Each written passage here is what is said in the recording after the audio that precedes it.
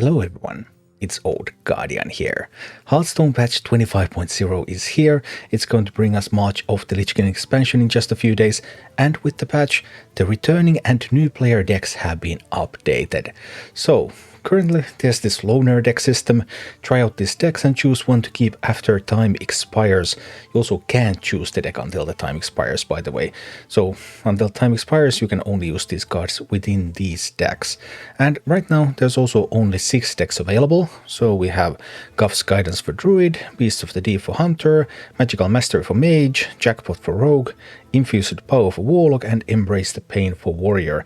And what's a little confusing about this is that like Beasts of the Deep was the name of the deck also in the previous iteration, but it was not the same Beasts of the Deep, so haha, the decks have actually changed. And in this video I will tell you all you need to know about these decks, how to get these decks, and which one to choose.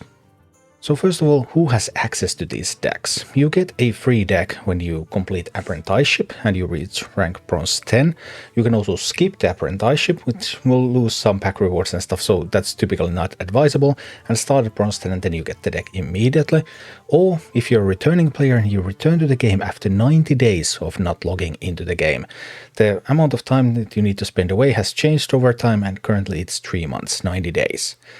The decks are available multiple times, so if you have quit Hearthstone, been away for some time, came back, got a deck, then quit again, come back after some time, as long as enough time has transpired between your logins, then you will be eligible for a deck.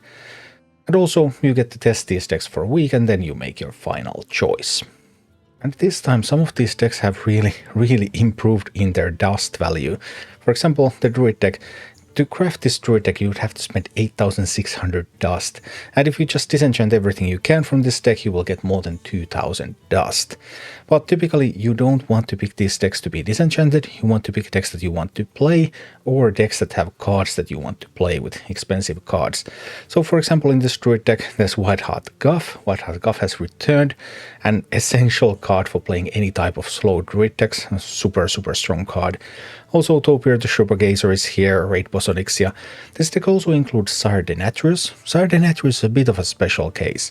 Sire Denaturus is currently available for free from the Castle Nathria rewards track. You just click it and you get it. By the way, it's uncraftable, so if you pick this deck, you cannot disenchant that Sire Denaturus. But when March of the Lich King launches, Castle Nathria rewards track is no longer available. Sire Denaturus will be unlocked by an achievement, so it might actually be a lot of work to get Sire Denaturus. So even though it's not worth any dust, then having Sire Denaturus in one of these decks can actually be an asset. And multiple of these decks have Sire Denaturus in them, but not all of them do. But Druid is one of them that does.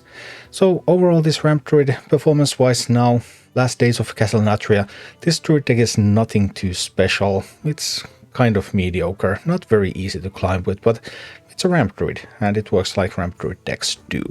Then we have the Hunter deck, another Prince Renatal Sire Denaturus deck. Yeah, this one is also giving you Sire Denaturus. Pretty large dust value, costs more than 8,000 dust to craft this deck. Disenchant value more than 1,900 dust. Gives you access to some excellent Hunter legendary cards. Beastalker Tavish, Hydralodon, Wing Commander Ichman is also over here. And that's Sire Denaturus here.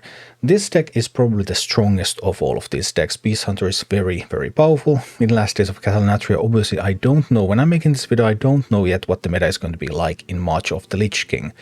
But in Castle Nathria standards, this one is probably the strongest deck. It also gives you a lot of expensive cards, so a pretty good choice overall.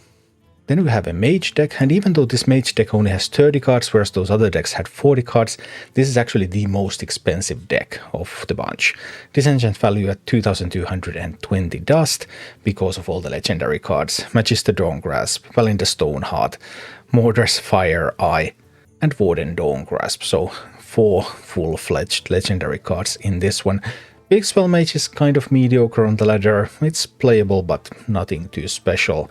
But if you like playing with Mage, this one does give you a lot of Mage legendary cards.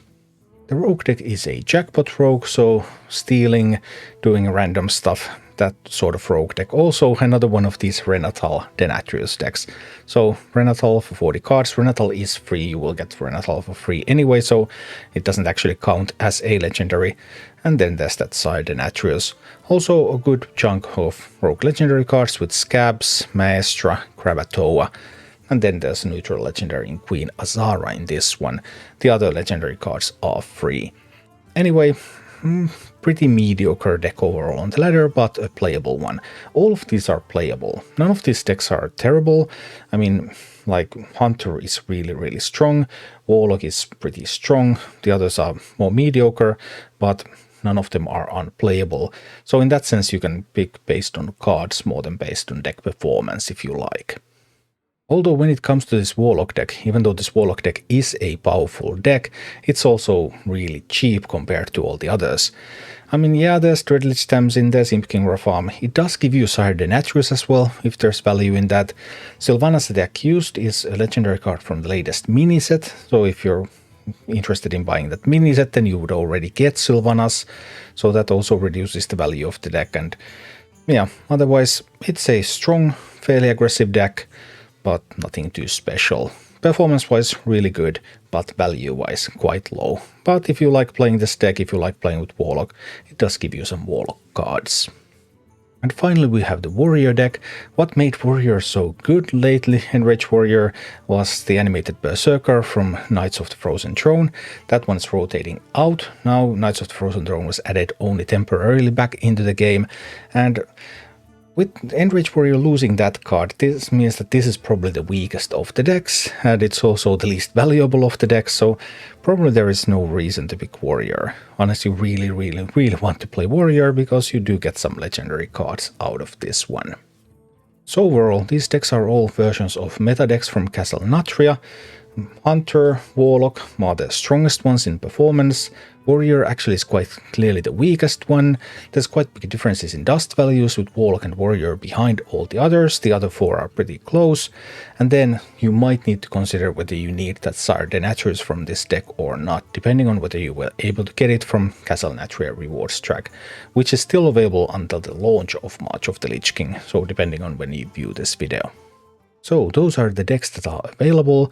My personal choice out of this is probably Hunter, but your choice may vary depending on which class you like to play and which class you want to have some legendary cards for.